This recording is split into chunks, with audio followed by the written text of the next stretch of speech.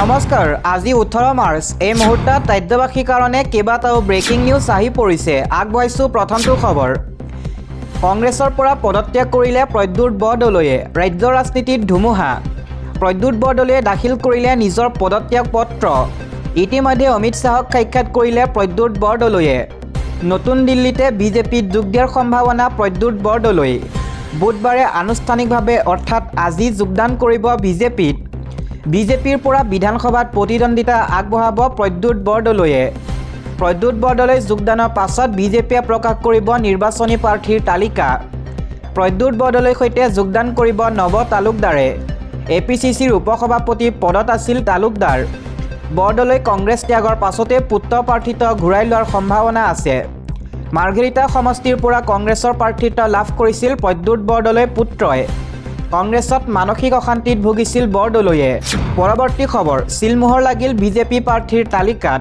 দিল্লীত সম্পন্ন হ'ল নিৰ্বাচনী কৰ কমিটিৰ বৈঠক অগপক 26খন আসন দিলে মিত্ৰ দলে আনপিনে বিপিএফক 11খন আসন আগবঢ়ালে মিত্ৰ দল বিজেপিয়ে 18 মাৰ্চ অথবা 19 মাৰ্চত প্ৰকাশ পাব বিজেপিৰ তালিকা বৈঠক সমাপ্তৰ পাছতে এই ঘোষণা কৰে মুখ্যমন্ত্ৰী হিমন্ত বিশ্ব শৰ্মাই ইয়াৰ পাছৰ খবৰ এবাৰ কৰ্তন কৰা হ'ব বহু বিধায়ক মন্ত্ৰীৰ নাম প্ৰাধান্য দিয়া হ'ব নতুন মুখক দিল্লীত চূড়ান্ত হ'ল বিজেপিৰ তালিকা 89খন আসনত বিজেপিয়ে আগবঢ়াব প্ৰতিদ্বন্দ্বিতা কৰ্তন হ'ব বহু বিধায়ক মন্ত্ৰীৰ নাম নতুনক প্ৰাধান্য দিয়া হ'ব বিজেপিৰ তালিকাত একেলগে 89টা সমষ্টিৰ তালিকা ঘোষণা কৰিব বিজেপিয়ে বৈঠক সমাপ্তৰ পাছতে মুখ্যমন্ত্ৰীৰ এই ঘোষণা এজেপিক 26খন আসন বিপিএফক 11খন আসন এৰি দিলে বিজেপিয়ে বুধবাৰ অথবা বৃহস্পতিবাৰে প্ৰকাশ পাব চূড়ান্ত তালিকা ৰুদ্ৰদাৰ বৈঠকৰ পাছত মুখ্যমন্ত্ৰীৰ এই আনুষ্ঠানিক ঘোষণা আগবঢ়াইছো ইয়াৰ পাছৰ খবৰ নামাজ আদায়ত মুছলমানক বাধা দিব নোৱাৰিব নামাজীৰ বিৰুদ্ধে দাখিল আবেদনক লৈ কঠোৰ ন্যায়ালয় নামাজ আদায়ত বাধা আৰোপ কৰাৰ অধিকাৰ কাৰো নাই মছজিদত নামাজ আদায় কৰাত মুছলমানক অসুবিধা দিব নোৱাৰে নামাজী সংখ্যা বেছি হোৱাক লৈ কোনো আপত্তিৰ কাৰণ নাই ধৰ্মীয় কাম কাজত দখলত অধিকাৰ নাই চৰকাৰ প্ৰশাসনৰ নামাজীৰ সংখ্যা বেছি হ'লেও সুৰক্ষা দিব লাগিব প্ৰশাসনে মুছলমানৰ ধৰ্মীয় কাম কাজত অপ্ৰয়োজনীয় হস্তক্ষেপ বন্ধ কৰক কেৱল আইন শৃংখলা বজাই ৰখাতহে গুৰুত্ব দিয়ক প্ৰশাসনে এলাহাবাদ উচ্চ ন্যায়ালয়ে এই গুৰুত্বপূৰ্ণ ৰায়দান সম্ভলাত নামাজীৰ সংখ্যা সীমিত কৰিবলৈ দাখিল হৈছিল আবেদন উচ্চ ন্যায়ালয়ত আবেদন দিছিল সম্ভলৰ মুনাজিৰ খানে নামাজ বিৰোধী আবেদন প্ৰত্যাহাৰ কৰি নীতি শিক্ষা ন্যায়ালয়ৰ ইউপিৰ সম্ভলৰ প্ৰশাসন জিলা দণ্ডাধীশকো ধমক দিয়ে ন্যায়ালয় আন এটা খবৰ ৰকিবুল হুছেইনক লৈ উত্তপ্ত হৈ পৰিছে ডবকাৰ ৰাজীৱ ভৱনৰ পৰা আঁতৰালে কংগ্ৰেছৰ বেনাৰ পোষ্টাৰ ৰাজীৱ ভৱনৰ বেনাৰ পোষ্টাৰ ফালি সৃষ্টি কৰিলে উত্তাল পৰিৱেশৰ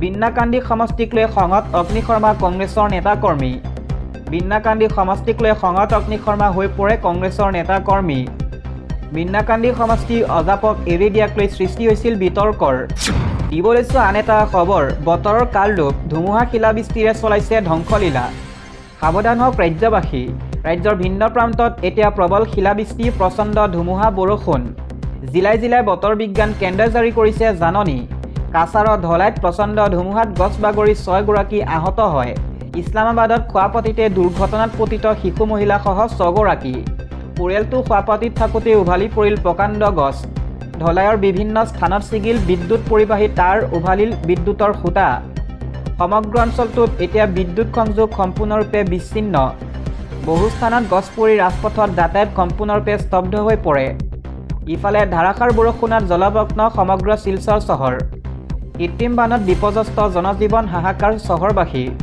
কৃত্ৰিম বানত বিধ্বস্ত জনতাই দিলে ভোট বৰ্জনৰ হুংকাৰ দিবলৈছো আন এটা খবৰ শাসকীয় দলক প্ৰত্যাহ্বান জনাই লখিমপুৰত দলীয় কৰ্মী মনোবল বৃদ্ধি গৌৰৱ গগৈ কেইদিনমান পূৰ্বে মুখ্যমন্ত্ৰীয়ে দলৰ শক্তি আৰু তেওঁৰ জনপ্ৰিয়তা প্ৰদৰ্শনৰ পিছত এইবাৰ লখিমপুৰত শক্তি প্ৰদৰ্শন প্ৰদেশ কংগ্ৰেছৰ সভাপতি গৌৰৱ গগৈ তিনিটাকৈ সমষ্টি সামৰি যাত্ৰা মুখ্যমন্ত্ৰীৰ পাছত এইবাৰ লখিমপুৰত শক্তি প্ৰদৰ্শন গৌৰৱ গগৈ তিনিটা সমষ্টি সামৰি হেজাৰ হেজাৰ সমৰ্থকক লৈ সমদল কিছুদিন পূৰ্বে লখিমপুৰত মুখ্যমন্ত্ৰী ডক্টৰ হিমন্ত বিশ্ব শৰ্মাই জন আশীৰ্বাদ যাত্ৰা কৰি শক্তিশালী জনসমৰ্থন প্ৰদৰ্শন কৰে তাৰ পাছত সোমবাৰে লখিমপুৰত শক্তি প্ৰদৰ্শন কৰে প্ৰদেশ কংগ্ৰেছৰ সভাপতি গৌৰৱ গগৈয়ে জিলাখনৰ 5টা সমষ্টিৰ ভিতৰত পথালি পাহাৰৰ পৰা বিহপুৰীয়া নাওবৈচাক সামৰি ৰঙানদী সমষ্টিলৈকে তেওঁ হেজাৰ হেজাৰ দলীয় কৰ্মী সমৰ্থকৰ মাজেৰে যাত্ৰা কৰে।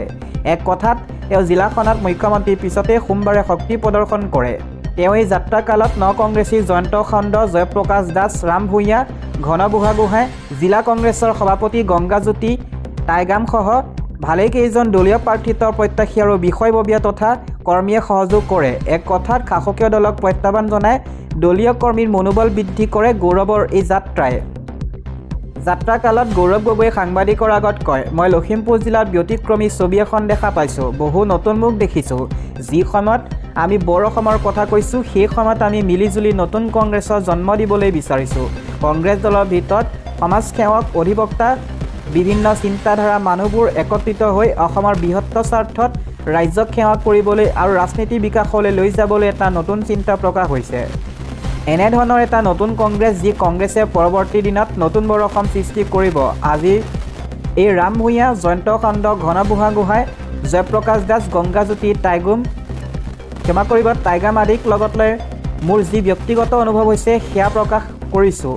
ইফালে বিন্নাকান্দিৰ ঘটনা সন্দৰ্ভত সাংবাদিকে সোধা প্ৰশ্নৰ উত্তৰ দি গৌৰৱ গগৈয়ে কংগ্ৰেছ দলৰ ভিতৰৰ মানুহবোৰ যথেষ্ট আৱেগিক। যোৱা 5 বছৰত তেওঁলোকে বহু কষ্ট কৰি বুথ কমিটি, BLO আদি বনাইছে, কিন্তু দলটোক অধিক মজবুত কৰিবলৈ, দলৰ প্ৰতিনিধিক জিকাবলৈ সুযোগটো হাতৰ পৰা নাইকিয়া হৈ যায়। তেতিয়া তেওঁলোকে আৱেগিক হোৱাটো স্বাভাৱিক। কিন্তু অলপ সময়ৰ কাৰণে মই দলীয় কৰ্মীৰ ক্ষোভ সহ্য কৰিম। এটা সময়ৰ পাছত আমি পুনৰ বিবেচনা কৰিবলৈ বাধ্য হ'ম। এদিন দুদিনৰ বাবে তেওঁলোকক ক্ষোভ প্ৰকাশৰ সুবিধা দিছোঁ। তাৰ পিছত আমি এটা এটাকৈ ঘটনাবোৰ পৰ্যবেক্ষণ কৰিম। প্ৰদ্যুৎ বৰদলৈৰ ক্ষোভ সন্দৰ্ভত সাংবাদিকে সোধা প্ৰশ্নৰ উত্তৰ দি গৌৰৱ গগৈয়ে বিজেপিক সমালোচনা কৰে। তেওঁ কয়, আমাৰ দলৰ ভিতৰত সকলোৱে নিজৰ কথা কোৱাৰ সুযোগ পায়। দলৰ নেতাসকলে সেই কথাবোৰক গুৰুত্ব দিয়ে। কিন্তু মই জানিবলৈ বিচাৰোঁ যে অসমৰ প্ৰাক্তন সাংসদ তথা প্ৰাক্তন মুখ্যমন্ত্ৰী সৰ্বানন্দ সোণোৱালৰ চেহেৰা কিয় ক'তো দেখিবলৈ নেপাওঁ? গুৱাহাটীৰ পৰা লখিমপুৰলৈ কেৱল মুখ্যমন্ত্ৰী হিমন্ত বিশ্ব শৰ্মাৰহে চেহেৰা। কিয় সৰ্বানন্দ সোণোৱালৰ কোনো অৰিহণা নাই নেকি? সৰ্বানন্দ সোণোৱালক ব্যক্তিগত কাৰণত বেয়া পায় নেকি? এজন জনজাতীয় নেতাক এনেদৰে অপমান কৰাটো উচিত নে বুলিও প্ৰশ্ন কৰে। এনেদৰে এজন প্ৰাক্তন মুখ্যমন্ত্ৰীক অপমান কৰাটো উচিত নে বুলিও এতিয়া প্ৰশ্ন উত্থাপিত কৰে গৌৰৱ গগৈয়ে। এইদৰে তেওঁ বিজেপিলৈ এজাউৰি প্ৰশ্ন ঠেলি পঠিয়ায়। আনহাতে নিজৰ দল সন্দৰ্ভত তেওঁ কয়, অসমৰ ছবিখন অসমৰ প্ৰতিটো কথা আমি নিজৰ কেন্দ্ৰীয় নেতৃত্বক জনাইছোঁ। কেন্দ্ৰীয় নেতৃত্বই সকলো কথা জানে। আমি তেওঁলোকৰ নিৰ্দেশৰ অপেক্ষা কৰি আছোঁ। ইফালে গৌৰৱ গগৈক সংগ দি কংগ্ৰেছী জয়ন্ত খণ্ডে কয়, ৰাইজৰ আশীৰ্বাদ ক্ষীৰত লৈ ৰঙানদীবাসীৰ বাবে কাম কৰি যাম। ৰাহুল গান্ধী, গৌৰৱ গগৈ যি মাৰ্গদৰ্শন কৰাইছে তাক শিৰোগত কৰি ৰঙানদীবাসীৰ বাবে মই কাম কৰিম।